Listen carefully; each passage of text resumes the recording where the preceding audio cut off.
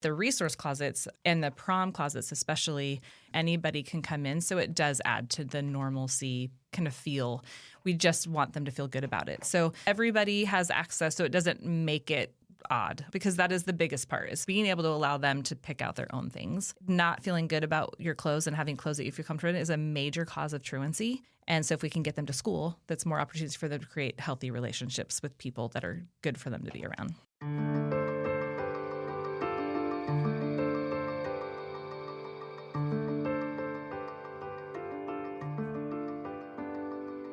Hi, I'm Jeff Holden. Welcome to the Nonprofit Podcast Network.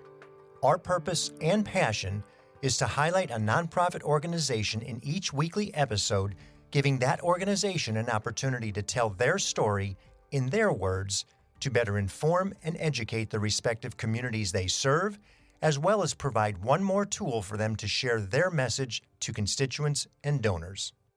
Our goal is to help build stronger communities through shared voices and to both encourage and support the growth of local nonprofit organizations through podcasting.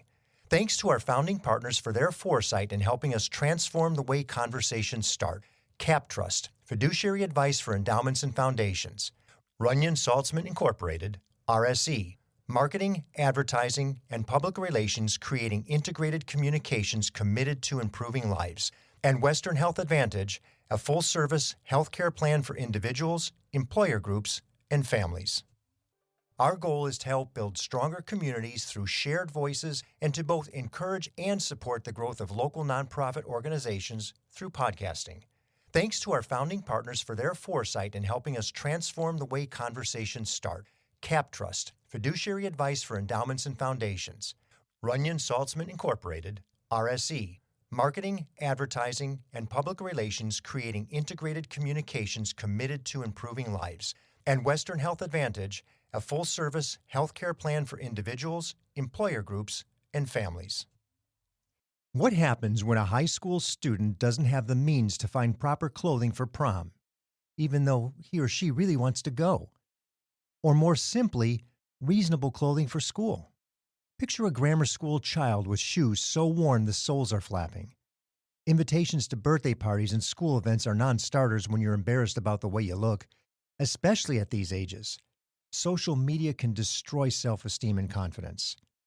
Enter Jodi, Executive Director of Aspire Kids El Dorado.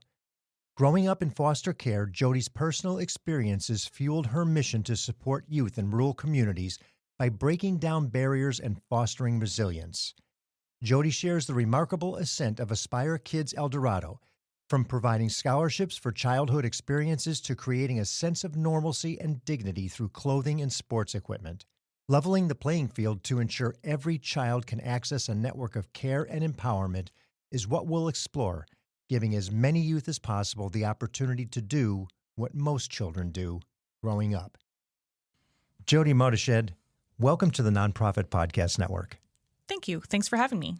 Aspire Kids El Dorado is an interesting name. You might think like Inspire Kids, but Aspire Kids is a little bit unique, and then El Dorado at the back. Can you explain the meaning and the origin of the name? It's a little more intrinsic. We always want to inspire the people around us, but what we really want to do is clear up space so that kids aren't worrying about their day-to-day, so that they can aspire to do what they want to do, and they have room to make those choices and dream that way. And then El Dorado, we had originally hoped to really expand out a little further and have other counties, but there's a lot to do in El Dorado County alone, so we just really focus on El Dorado. Yeah, and you realized at some point this is a big enough county because if I'm not mistaken, your geography takes you all the way to Tahoe? Yes, all the way to the Nevada border. So it's a big space and a lot of people in there. So and the majority of which is rural, and there's a greater need than most people anticipate. As with so many of the leaders that we speak with, the cause is really important to them. And in some cases, they exemplify the cause or have experienced the issue that they're trying to correct. That's the case with you as well. Why did you feel a need to start the organization? And at this point, people don't really even know what the organization does, but we're going to get there. Right. So originally we started I have 4 boys, and one of them was 6 and getting a little lecture about why he should be grateful for all the things he gets to do in his life. That turned into a much bigger conversation over a course of several years about one day we were going to do something to help all these other kids. It took a little while for me to really come down to the real basic of where I was. And when I really sat and spent some time figuring that out, I grew up until I was 12 in foster care and was placed 7 times with either kinship care or in foster homes. And so when it all kind of came together and we were building out the programs and learning more about what the need was, I realized the reason it's so close to my heart is I was one of these kids that just didn't get to do all the other things that everyone else got to do. So that is where it all really stems from. And a bit of a sense of different gratitude as somebody who 7 times in 12 years? Yes. And actually probably 7 times in 7 years or 8 years. So it was a lot. I was moved around a lot, and honestly so grateful to those people. Not everyone has a great foster care experience. Right. I happen to have several. They were amazing, and I was able to learn different choices that I would make as an adult, and eventually placed with my dad where I should have been. So it all ended up working out, and that's not everyone's experience, but I want to be able to provide opportunities for kids to connect with people the way I did when I was little. Which is a perfect segue into what is it that the organization does? So our overarching mission is to remove barriers and help kids build resilience to any trauma that they may have experienced. So we do that through partnering with schools primarily, but also social workers and therapists in the county. We have 7 programs, but the goal is to be able to connect them to healthy activities and healthy people, healthy relationships, whether that's an adult relationship or other kids. Too many of kids in these low-income situations, or just if their families just aren't able to make mental space for even getting their kids out because they're so worried about where they're living or what they're eating or if they're working. Not just paying the bills. And paying the bills, that we can give these kids an opportunity to just do normal kid things. So our program that we started with was a scholarship program, or is a scholarship program. So we will pay for anything up to, right now, the limits always change a little year by year, depending on budget. Funding, right? But this year we're at $500. So we can be summer camp or sports. We do a lot of driver's ed and driver's training yearbooks. Anything that's a normal childhood experience, we want to connect them with. And then we have a clothing closet. We provide duffel bags of clothes, in emergent clothes. So we'll get a call from a school or a social worker sometimes, and there's somebody that came to school, they don't have, they have holes in their shoes or they don't have clothes that are fitting, and we'll provide them. But we also provide them through resource closets at several different schools so that they can shop for themselves. We provide sports equipment, and we have prom pop-up shops going on for kids getting ready for prom, and a program called Hands On where we will arrange field trips or things so that they can see what job opportunities there are or career opportunities. And then one of our favorites is the ELF Project, so we do Christmas too. Christmas for lots of kids. And I know one of the things that was important when we were speaking was the being able to get that clothing with dignity so that it's not obvious you're going to the closet at school and know, oh, look, she or he is wearing, those are the jeans we saw the other day or the tennis shoes or whatever. Right. How do you do that? If it's an emergent need, I try to get as much information. Sometimes it's better to find out what the kids don't like than it is what they do like. So we're giving them things that we know that they're going to want to wear in sizes that are going to fit. But at the resource closets and the prom closets especially, it's open to anyone. They don't have to prove, they don't have to have like a signed, like, we can't afford my prom dress, so here I am. Anybody can come in. So it does add to the normalcy feel. We just want them to feel good about it. So last year there was a student that she came in apologizing. I bought an expensive dress last year, but I just have school expenses this year. So great, pick out a dress and go get your friends. Right. Bring your friends so everybody has access, so it doesn't make it odd or it doesn't feel uncomfortable, because that is the biggest part, is being able to allow them to pick out their own things. Not feeling good about your clothes and having clothes that you feel comfortable in is a major cause of truancy. And so if we can get them to school, that's more opportunities for them to create healthy relationships with people that are good for them to be around. In terms of the programs themselves, you mentioned therapists And are those school counselors? Are those off-campus therapists? Is it something that is all encompassed within the school? And is it just high school, or does it go into grammar school as well? So we go 0 to 18 unless they are Okay. AB-12. So if they stay in the foster system after graduation, we will continue to support them. And it's all of the above. So we try to keep things really simple. We don't have big forms to fill out and lots of things to prove. There's no income verification, which is part of why we work with the third party, because I don't want to embarrass families by asking them to prove that there's been trauma or prove that they can't afford it. So the therapist or social worker, so it could be a school counselor, it could be an outside therapist, it could be someone at CPS. They just have to check that they qualify by either being low income or a traumatic event, they're trauma affected in some way, and then we will support them based on their verification. So nobody has to go bare their souls. Right, right. Let's not make this painful to make it make them worthy, right? And then because then you feel like you're judging their trauma and determining whose trauma is worse, and it just doesn't feel good for anyone. How do people find out about the organization? Well, we work a lot.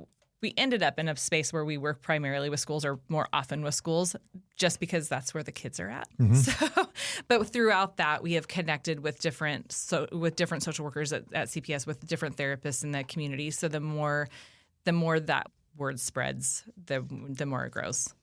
How many families, or kids, I should say, do you serve in an average year? So last year we were at 1,120. Wow. So, and hopefully this year we're already on track to far exceed that. So I'm not sure where we'll end up this year. Yeah. It's still early. It's the good, bad news, right? Right. The great news is you're servicing all these children and benefiting everybody in the grand scheme of things.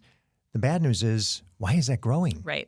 And it is growing exponentially with, economic changes, and part of it is becoming more aware that becoming more aware where they're at, and then being available to them. Maybe there were always more and we just didn't know. Right. Our schools in El Dorado County, at least I can speak for them, are doing an incredible job at identifying McKinney-Vento or students and families that don't have stable housing and reaching out and saying, what can we do? And then we come in as a partner to them.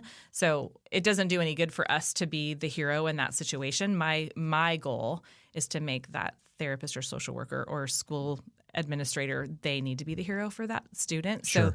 So with that, they are able to find more and more kids all the time. Yeah, I would imagine the intent is really to just grow the programs if the need is there, to make sure that there's an awareness to benefit that child because it benefits the family. Right. Do the parents get involved at all? Are they aware? I'm sure they're aware from a perspective that they have to register their kids, or some. And sadly, there's a lot of unaccompanied teenagers that have services the parents don't know. But for the most part, they know. They may not know where it's coming from, but they know they're getting something. But we kind of sit hidden in the background a little bit.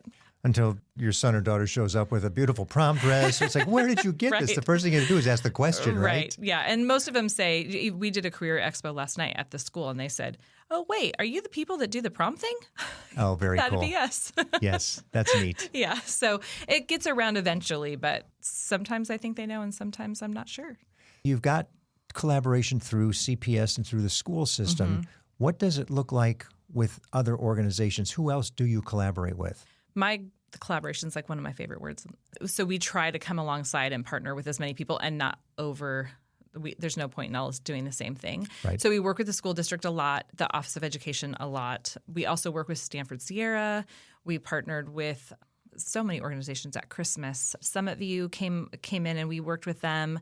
Hands for Hope is another community organization that works with us. So they have a committee that will support our resource closets that we have at the high school. So some of them do that on their campus by doing inventory for us. So we make sure we keep it stocked.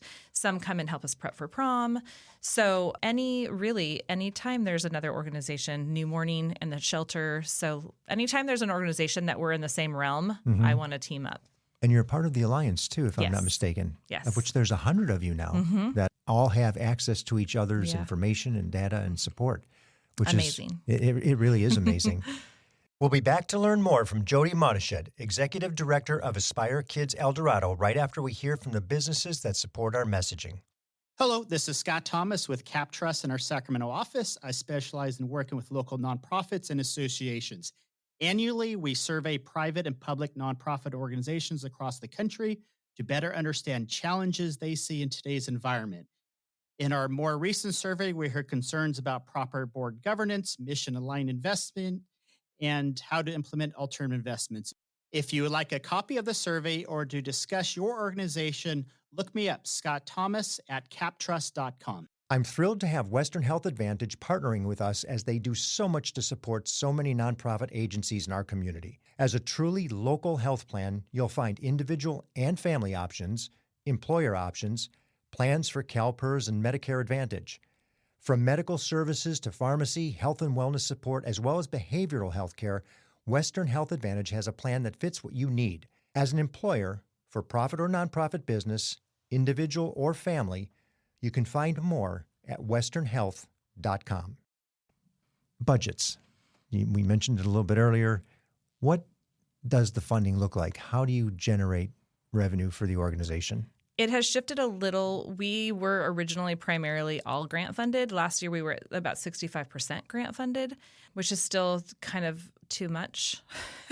Sure. The less you have to rely on the government, the better, because who knows when it's going to be there, right? And it's usually foundation. We haven't gotten in the realm of too many government grants, but it's usually foundational. Foundation grants, but okay. It's still competitive, and you could get them in 1 year, and the next year you might not. Right. So we have been working more and more on building our database, I guess you would say the donor base, so we can try to make sure people know what we're doing. Mm-hmm. It's not my best gift. So making sure they know what we're doing and why it's important so that we can build that individual donor base and keep the funding coming in so we can support more kids. Sure. The more people you have from grassroots is going to be far better than the uncertainty of a potential grant. Right. That you may or may not get. Right. And back to the collaboration, to maybe at some point there's an opportunity for 2 or 3 organizations to go in.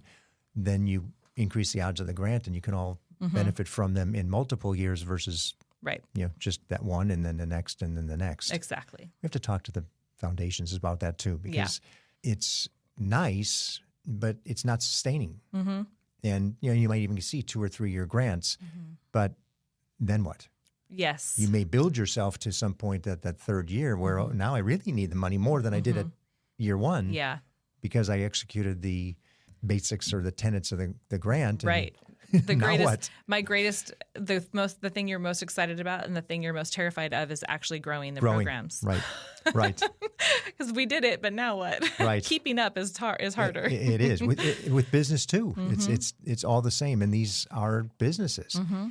What's the annual budget you work with, roughly? For 2025, we are at $234,000. Okay, so it's growing into a reasonably sized organization. Yes, good for you. I feel we're like a teenager. We're a teen nonprofit now. Right, and you started right before the pandemic. Yes, like 2018. 2018. Mm-hmm. Okay. So in 2018, we did 1 scholarship. We did very little, just learning how to figure out what we were doing. Yeah. Not that I've 100% done that yet, but we're much further along. But we really were just getting rolling when 2020 came about, which is how we ended up starting the clothing program and different things, because we had time and we had donations, so we were able to start doing some more things. Are the donations for the clothing in clothing themselves, or are they actually gifts of monetary exchange to go buy something? It's primarily clothing. So we're really picky. We get a lot of donations, an overwhelming amount of clothing donations.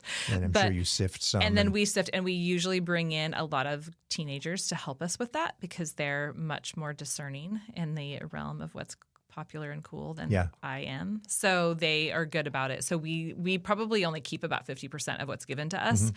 So that we make sure it's really going to be used. But we have a lot of donations. So, but it's fun. It's great. But, I'm thinking now, as somebody who's lived through generations of clothing, it's retro again. Exactly. What was then, we were just talking about something in the 70s, a strap, and it's like, they're popular again. I just said that yesterday. We were unloading. We just opened a resource closet at Stanford Sierra in Placerville for their families. As the kids are getting therapy, the parents can shop for food and clothes. Uh-huh. And I said my mom picked out clothes, and I think she did the best because her clothes are now popular. Yeah, it's all back. The demand is on those. Yes. Who would have thought, right? We hated it when we were getting rid of it, for sure. But now. And we still hate it looking at it again, but it's popular. Yes. Let's take a minute to dream a little bit. If somebody walked in and said, Jodi, here's a blank check, maybe for you or for whatever organization, what would it look like? What would you tell them? Here's what I would do if I had that.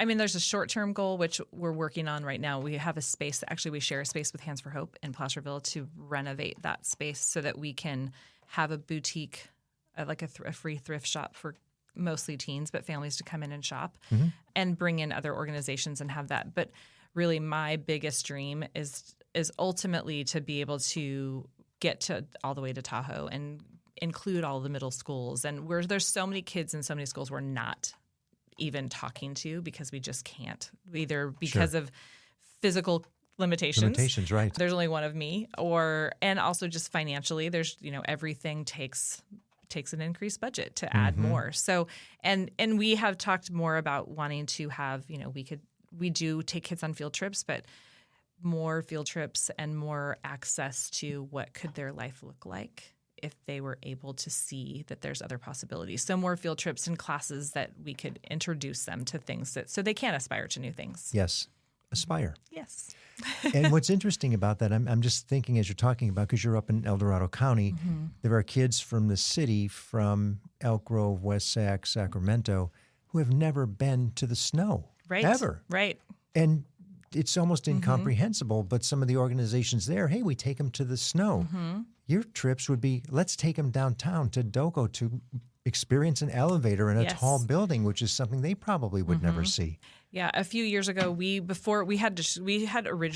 covering Sacramento and Placer County and Amador. We shrunk back to El Dorado only because of budget, and we weren't doing a lot outside anyway because I'm in El Dorado County, so I'm right there. But we helped some kids at a school in Sacramento that those kids had never been on the freeway before. Wow. Because they just stay in their little space because they don't have access to go anywhere else. So you think there's so much of that. There's so much that they don't see and they don't know. And if you've never left your little bubble, or it's not even really a bubble, it's not a protected bubble because you really don't know. They have no idea that they can dream to be a chef or anything. So some of the schools, we take them and say, give us a list of jobs you think sound cool, and then we'll go find a place to see if you really like it. And some of them are borderline, like these are not jobs people have. Like not everybody's an NBA player. Yeah, right. You may not make that because you're we'll get you somewhere. Right. Probably not going to be. But we'll get you somewhere. So just even giving them opportunities to dream about that kind of thing, we do that. Yeah. Again, as you're saying this, I'm just thinking of all the other organizations we've had pass through who do so much with the kids. The Aerospace Museum, the Air Show it's a year-long event for kids to experience and see what it's like to work on a tarmac or be at the airfield, to know that those are all jobs that they can qualify for. They just never get to see it. Or down to the Mosaic Museum and, look at all these things that require people to do them. Right. It's amazing when you think about sometimes the underprivilege of some things are stuff that we take so for granted. I mean, literally our environment. And some of these kids don't see it. Yeah. So the more we can get them access to, even if it's just for a couple of hours, it gets them thinking that there's something beyond their space. Right. Now back to reality of the budget is here, and you are dealing with it, and it is a struggle all the time. We certainly understand that. What is the greatest need that you've got at this point? Our greatest need, and it's always so hard, I always want to make it sound like it's really like fancy and it has something to do with kids, but it does essentially have, like I have been doing this by myself for the last 7 years. So we did just make our first hire. But you did, because in our previous conversation, we hadn't gotten there yet. Congratulations. Thank you.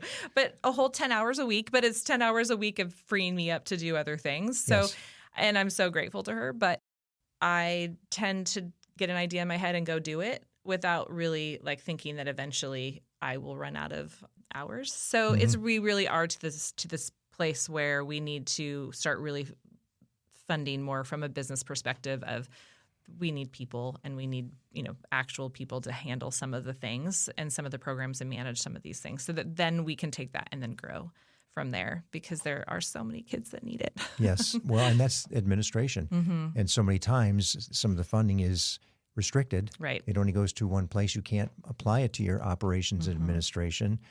And I'm sure you're participating in Big Day of Giving, which is unrestricted. So Right. whatever you get there, you can Yes. apply toward your new hire, Yes. your employee of one. Yes, my employee of Or one. I should say two, counting yourself. If somebody is interested in learning more about Aspire Kids El Dorado, what's the best way to find out? Our website is a great spot. And then even just, if somebody wants to have a conversation about learning more about what we do and why, there's so much to the why.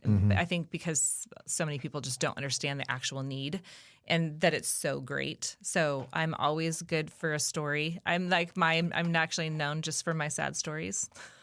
Do you have any stories of kids? Tell us something of something that you've seen. Maybe it was, I'm making this up, but I can see the emotional appeal of, the girl coming in with no prom dress, or the young man who has nothing, not a suit or anything to wear, but really wants to go to prom and can, but doesn't have clothing. Yeah, I mean, they're kind of all over the place, and we're so careful up there because everything we do is obviously confidential. So the stories we always struggle sharing them but there's always last year at prom, there was a girl that had no intention of going, but her friend literally drug her in. And she found a dress and she left there saying, I'm going. And we can buy the ticket. We can make sure they can get there. We had last year actually just got a thank you card from a student that said that their mom's not working this year and they were not going to get Christmas. And because we were able to get them Christmas, him and his 4 siblings had Christmas presents to open on Christmas morning. And just that kind of stuff. Last year, there was a boy on a basketball team my kids are very involved in basketball. So he was alone and living alone, and he brought his presents to basketball practice and sat and opened them with them. And that was his family, and that meant so much to him. So those little things, just having kids, get stories from the counselor that said, now I was able to build trust with that student. That student actually was grateful to me, and they have not wanted anything to do with me, but because I showed up with a bag of clothes, they trust me now. And they realized somebody cared. Right. So those are all those little things. They're little, but they really aren't. No, they're huge. I mean, we're shaping lives as these kids go through school and or experiences at that stage. I mean, they're so formable. Right. They're very malleable in their personalities and their identity, and it's everything to present well. It's hard. Yeah, and having them come back and say, I got to play baseball, or, even, littles that get to go put on their baseball hat and their cleats and go play baseball. And there was a student this year that even came back to his counselor, and I keep going back to Christmas, and it's so impactful. Christmas is a big deal. And said he had been in foster care the majority of his life, and every year people have asked him to fill out a wish list, and he's like, okay, I'll fill out my wish list, and you don't really ever get it. And that year he got every single thing that he put on his list this last year. He was like, well, somebody actually cared about me. Like, yeah, they really did. There is a Santa Claus. There really is a Santa Claus. It's called Aspire Kids El Dorado. So it really worked. And those are just the more, I love hearing all of that. Or even at Stanford Sierra, when we set up a resource closet and a week later, almost all of the food was gone because families were so grateful to take a bag of groceries home with them. It's a big deal. We talked a little earlier about this, but I want to put it in the conversation because you're El Dorado County and you've got your hands full with just El Dorado and plenty of future with just El Dorado. Yeah. But if there's any other organizations in Placer, Sacramento, Yolo, our surrounding counties doing something similar where there would be some benefit to talk and share and understand, it'd be important to just reach out. Absolutely. And yes. So we're putting that out there now for the benefit of anybody that might be in that position, organizations. I can think of a couple that may, because they might trip into a family that moves from Elk Grove to El Dorado Hills or vice versa and think, boy, is there anything like this for my kids here? Or the kids might be looking for something that's similar. So I think that would be wonderful if we even just made one connection to say that they heard it and it made a difference for that one family or that one child in their high school for the benefit of what they provide. Yeah, always. And always just we can all learn from each other and we can all, help each other grow and not reinvent wheels. And there's so much benefit to all of us, kind of just where are you at and what are you doing? And these families move a lot. Some of them move a lot. So true, if they because cross they're the line, looking for that proper housing that's affordable and things change and jobs change. And Right. So if I know of someone leaving and I can refer to someone else or vice versa, that's amazing. Yeah, didn't even think about that. It's a referral system. We've got this family coming. This student or these kids, multiple kids. Usually there's more than one. Yes. Oh, that would be fabulous. So everybody that's listening, remember this, please. Yes, please. I think what you're doing is fabulous. That you started it as a purpose on your own 7 years ago now is a big deal. And you are now to the point of hiring, Yes. which is great. And that budget keeps growing. And you're looking at the ways to make this small business continue to thrive and serve the community the way that it needs to be served. And again, we talk about that identity of kids, especially in high school. Clothing is everything. It's how you look. That's the first thing. If it's disadvantaged, you get judged harshly. Absolutely. Yes. And we know it's unfair, but it's reality. It's just, what can we do to fix that? So what you're doing is fixing that, and thank you. Thank you. We appreciate it. Thanks for telling us the story today. Absolutely. I appreciate you having me.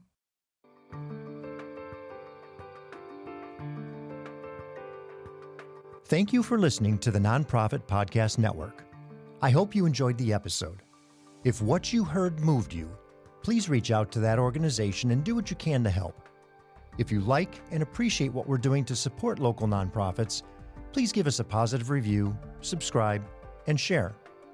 If you're a nonprofit with an interest in participating in an episode, you can reach me at jeff@hearmenowstudio.com.